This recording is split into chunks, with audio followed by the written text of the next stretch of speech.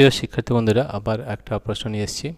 তাহলে অ্যাসিডধর্মী বিগালক সেটা আমাদের কি হবে দেখো।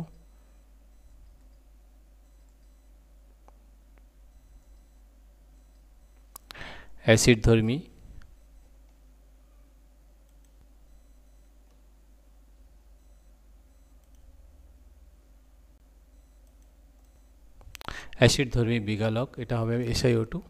তাহলে এটার উত্তর হবে SiO2।